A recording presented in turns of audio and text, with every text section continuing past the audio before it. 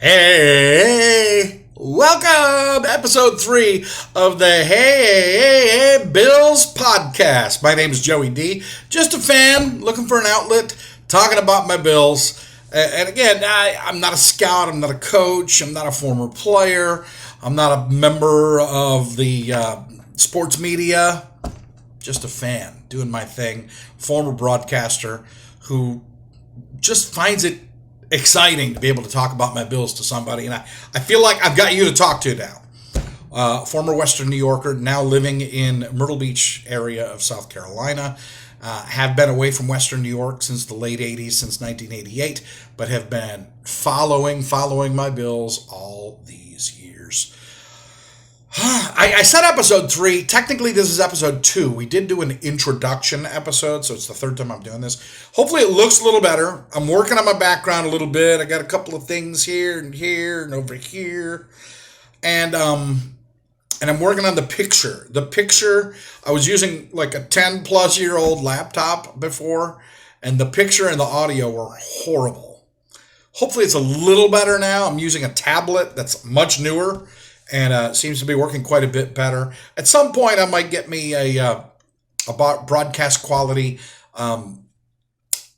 microphone, podcast microphone, something like that to put right here in front of me. At some point, I'll worry about that. Not worried about that at the moment because I'm not a pro. There's no sponsors here. I'm just having fun with this. And have we? Are you ready for football yet?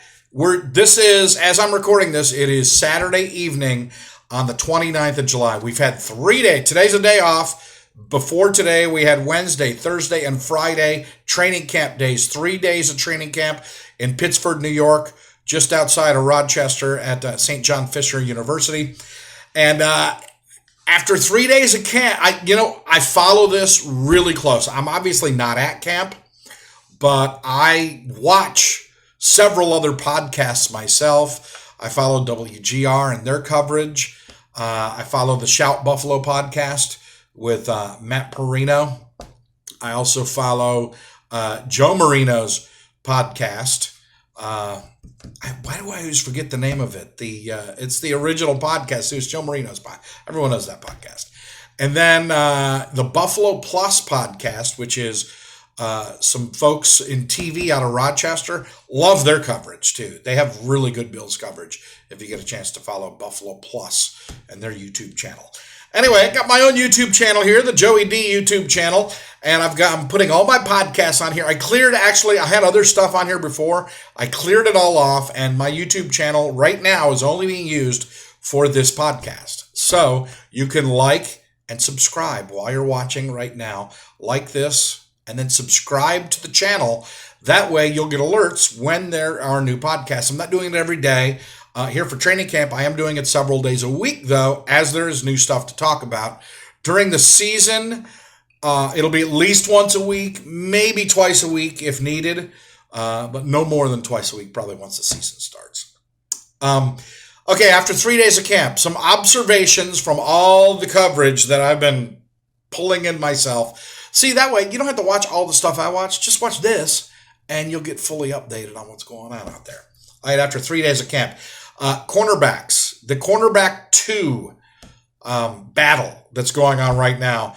Apparently, Cam Dantzler, who was kind of the long shot, he was a high draft pick from Minnesota 4 years ago, but has had some problems in staying in the league and getting some starting time. Apparently been having more problems, and he's no longer on the team. So Cam Dantzler, out. He was kind of the wild card. So it's Dane Jackson, it is Kaiir Elam, it is Christian Benford. Who's going to be the starter opposite Tre'Davious White? So far, it's been Dane Jackson, pretty much through the first 3 days of camp, with a sprinkling in of Kaiir Elam and Christian Benford. I think Kaiir Elam's going to get the best chance to go ahead and start, being that he was a first-round draft pick, being that at least from these eyes, I thought when he played last year, he played very well. 2 interceptions. He was the starter for the 2 playoff games and played well in both of those playoff games. Even the Cincinnati game where the team didn't play well, he did not play poorly. So it'll be interesting to see where that goes, especially as the pads come on this coming week. I heard now there's going to be practice tomorrow. For sure, the pads are on Wednesday. I think Wednesday is their first where they're going to be doing like a scrimmage, inter squad scrimmage. But I also heard that they might be putting the pads on tomorrow, so I'm not really sure. For sure, the pads are on Monday. So we're going to start seeing some stuff with pads. And this goes right into my next subject, the guard competition. The two offensive guards are pretty much up for grabs. And it's hard to tell when there's no pads on. I mean, they get guys in and out. There's not really a lot of blocking going on. I mean, they just kind of, there's no pads. There's no shoulder pads. They have a helmet, and that's it. So this coming week, that guard competition will crank up quite a bit. We'll see whether it's Osiris Torrance, Connor McGovern, David Edwards, if they get legs up on some of the other, well, two of them anyway, because there's only two starting spots. And then you got Bates and Quessenberry and Bucker, and who's kind of left out? One or two guys. That's six guys. One or two of those guys could be left out. And possible trade bait for some late round draft picks next year. I'm going to be looking for that. I think that will happen. A guy like a Ike Bodker, maybe even a David Quessenberry. Who knows? Could be. So I would say look for those guys to get a lot of playing time in the preseason games because they can be trade bait. All right, wide receivers the first 3 days. From all indications, offensively anyway, the stars of camp have been two guys. Stefon Diggs looks head and shoulders better than any player on the field, supposedly. Again, these eyes haven't seen them, but all reports are indicating that. Number two guy, apparently it's not all hype. It looks like he is the real deal. It looks like there's a reason that we picked a tight end in the first round of this year's draft. Dalton Kincaid looks like already possibly the second best weapon on offense. That's what they're saying coming out of camp already. After 3 days, a rookie looks that good. And if he looks that good now after 3 days, think of how good he'll be looking once the season gets started. I'm excited. We could be going a lot of two tight end sets. Think about Diggs Davis on the outside, Knox and Kincaid both on the field at the same time with James Cook in the background in the backfield. What are defensive? I mean, usually on a double tight end set like that, you're trying possibly to stop the run. Well, if you put an extra guy out there to stop the run, if you stack the box to stop the run at all, you got Diggs, Davis, Knox, and Kincaid, 4 guys that can kill you in the passing game. It should be really interesting to see how this offense operates now with a tight end who's more like a big wide receiver. I'm excited. All right, Mike linebacker. That's the other big competition. Who's going to take Edmonds' place next to Milano? It's not going to be Dorian Williams, the rookie out of Tulane. Dorian Williams, Brandon Beane already has said, right when camp started, that he is basically going to be the backup to Matt Milano. They're moving him there. He's a rookie. It's too much on him. They want this guy, their linebacker, who's going to be starting in this Mike spot. They want him, what McDermott says, they want the green dot on his helmet. Means he's got the speaker in his headset and in his helmet and gets the play call and is calling the plays on the field and is calling out stuff while they're lining up. A little too much for a rookie, possibly. And then you've got the 3 guys. It's mainly a 3-man race. I personally think it's going to end up being a 2-man race. Here's how it looks so far. Day 1, Terrell Dotson, the guy with the most experience. I think he's a 4th-year pro or a 5th-year pro already. Has been in this defense his whole career with the Bills. Has backed up Edmonds his whole career with the Bills. And he may be ready. He was the day 1 starter, played with the starting defense. Day 1 of training camp on Wednesday. Day 2, Terrell Bernard. Last year's rookie, I think he was a 3rd-round draft pick out of Baylor. Smaller guy, more like a Milano. They had him in there day 2, Thursday, as the starter primarily. And then yesterday, Balen Spector, the other rookie from last year, so he's another second-year guy like Bernard. He was a 7th-round pick, though, out of Clemson. I think he's the dark horse. I truly think once the games get started here in the preseason, Bernard's probably going to fall out, and it's going to be between Terrell Dotson and Balen Spector. That's my thought. Apparently, Spector looked great yesterday. They had Jordan Poyer sing his praises after practice yesterday, saying that he was so comfortable out there calling the plays and being a leader as a second-year pro that's hardly played. I think he played in like 4 games last year, and mostly in backup duty. I think he had like 20-some snaps all season. That's defensive snaps. Now, he did play some special teams. But Balen Spector, he was at Clemson. I think he was a 5-year, I think he played 5 years at Clemson. Started his last 2, was a big leader on that Clemson defense, much like McDermott's looking for on this defense with their middle linebacker. That's the kind of guy that Balen Spector was at Clemson. Being here in South Carolina, I'm very familiar with Balen Spector from when he was at Clemson. And I was actually quite surprised when he was a 7th-round draft pick. That was quite low, I thought, for him. And he's a great athlete. His athleticism, off the charts. And his size, a little smallish, but not as small as Bernard. Truthfully, probably about the size most linebackers are these days. Linebackers are smaller these days. It's just how it is. And a guy that can cover out of the backfield. Cover guys. Probably better than Dotson can. That's Bernard. Spector's probably a better cover guy out of the backfield than Dotson. Dotson's probably a little better against the run game. What are you looking for? Well, who's in our division? We got those Miami wide receivers we got to cover.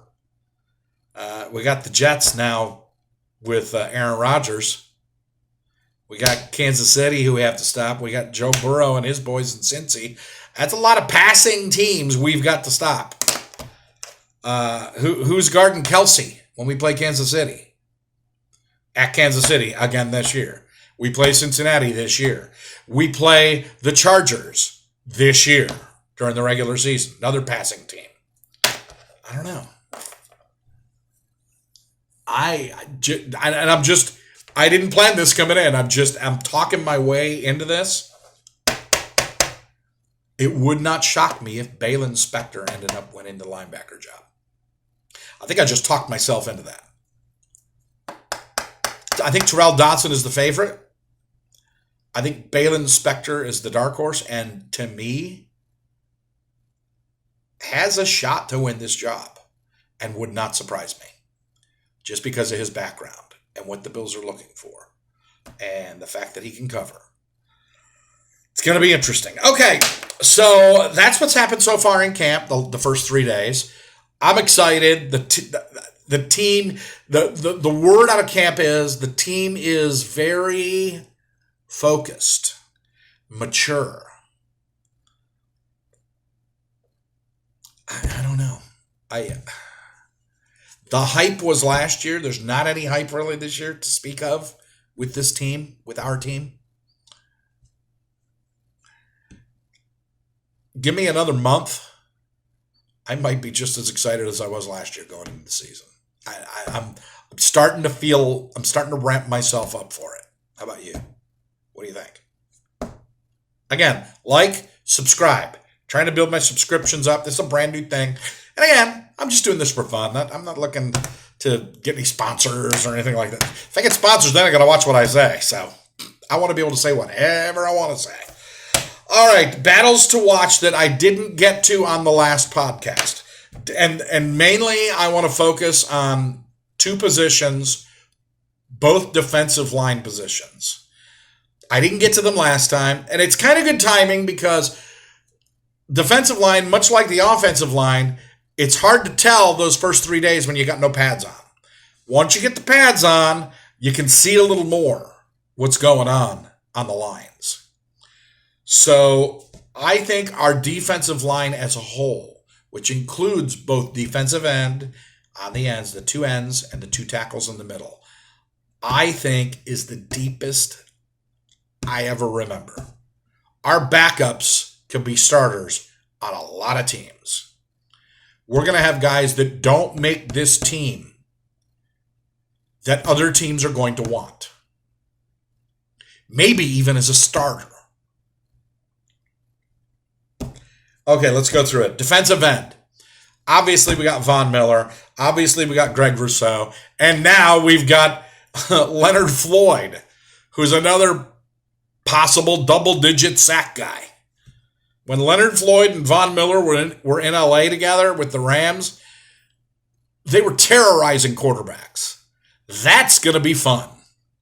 Rousseau, in college a lot, and even a little bit last year, can play on the inside on what a lot of teams call their NASCAR package. It's the 3rd and 10, the 3rd and 12, the package where you're going after the quarterback.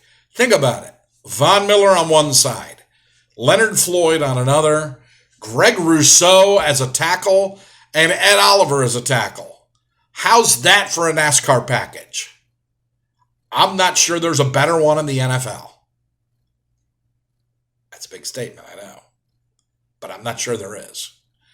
Anyway, let's get back to D-end. So Von Miller, Leonard Floyd, Greg Rousseau, locks to make the team. How many ends are they going to keep? 5? I mean, if you keep 5, that's 3 right there. And here's who's left. A.J. Epinesa, Boogie Basham, Shaq Lawson, Kingsley Jonathan. Kingsley Jonathan, remember last year? Wasn't he an unsigned free agent out of Syracuse or somewhere? And he looked really good. He got in games. He actually got in a couple of games. He was a practice squad guy much of the season. They brought him up. He got in games, and he looked good. He played in a game I was at. It was either the Titans game early in the season, or it might have been the Miami game during the regular season late. The Snow Globe game. The Snow Globe didn't really happen in the fourth quarter. He was in one of those games because I remember seeing him and going, wow. And he flashed to me. I was like, wow, dude looks pretty good. Looks quick. Has that quick D-end build, that Von Miller kind of build. But he probably no room for him on this team unless they can sneak him on the practice squad again, and I'm not sure they're going to be able to. I'm not sure they're going to keep both Boogie Basham and Shaq Lawson and A.J. Epinesa. All 3 of those. Again, you've already got Von, Floyd, and Rousseau. Do you keep 1 more or do you keep 2 more? Do you have 4 DNs or do you have 5? Von, if they start the season with him on injured reserve, look for them to keep A.J. Epinesa and Boogie Basham and probably Shaq Lawson. But then when Von comes back, who goes? I love Shaq. Shaq is a good run defender. He's a good energy guy. I've always been a big Shaq Lawson guy. I think if Boogie Basham don't look better than he's looked, there's a chance he could be gone. He could be the odd man out. All right, defensive tackle. We'll wrap up this show with this. Defensive tackle. Again, are you keeping 4 or are you keeping 5? Here they are. The 3 locks to me. Ed Oliver, Daquan Jones, definite locks. The third one to me is Poona Ford. But then again, there's Jordan Phillips. Here we go again. Poona Ford, Jordan Phillips. That's 4 guys already. Ed Oliver, Daquan Jones, Poona Ford, Jordan Phillips, 4 guys. And then you got Tim Settle, who was a big acquisition in a free agent signing last year. Does he not make the team? Is he maybe the 5th guy? Do they keep 5? And then you got Eli Anku, who was a practice squad guy last year, but then got chances to play, and again, looked good at times. So, are you going to be able to sneak him on the practice squad again, or is he going to be gone? And you're just going to have to find somebody to put on the practice squad. We are deep, folks. deep. D-line is really deep. Maybe you keep an extra D lineman and cut a linebacker. Do they cut or try and trade a Terrell Bernard? Did I say that? You got Dodson, you got Spector. It's going to be interesting. I think there's going to be a couple of cuts after this preseason where we go, whoa, either a cut or a couple of trades. Because a guy like Bernard or a guy like Tim Settle, these are guys that you can trade and you can get draft picks for. I think we may have a couple of those this year because we are so deep. Can you tell I'm starting to hype myself up? I really am. I'm glad the picture's better. I'm glad the sound's a little better. Hopefully we're on the up and up here and we're going to improve this and make it, just make it a little more interesting. I'm going to try and make it as interesting as I can while giving my opinions and as much info as I can. And I'm just myself. I'm Joey. I'm Joey D. I'm just a guy. I'm a fan who needs a little water. Needs to get out in the sun a little bit. I'm a little pasty. It's so hot right now down here. It's been like mid to upper 90s with 5,000% humidity. It's horrible. Couldn't even see out the windows last night. It was all wet, just drenched with just humidity. It's awful. Welcome to South Carolina. All right. So that's going to do it for me today. I'm going to wrap it up.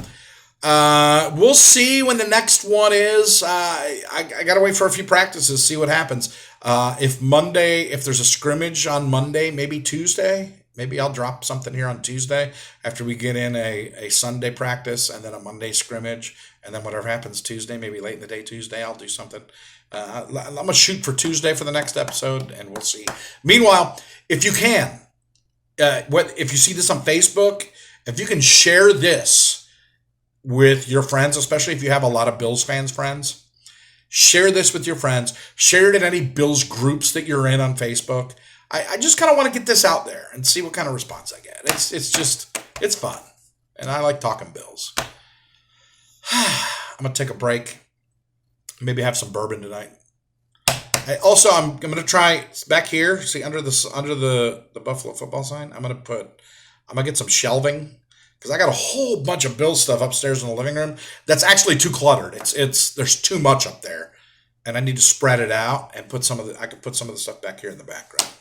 Have a little fun. I got a bottle of Buffalo Trace bourbon up there, some Flutie Flakes, some Josh Jacks, some of those towels. Ooh, got a bunch of that stuff. So maybe I'll take some of it down here. If I keep bumping the desk and it shakes, I'm sorry. I just noticed when I bump the desk, the whole thing shakes. So anyway, I will see you next time right here on the Hey Buffalo Podcast. My name is Joey D. Episode 3 in the book, episode 2 officially. It's the third time doing it, but the first one was an intro. Okay, episode 2 in the books. Go Bills.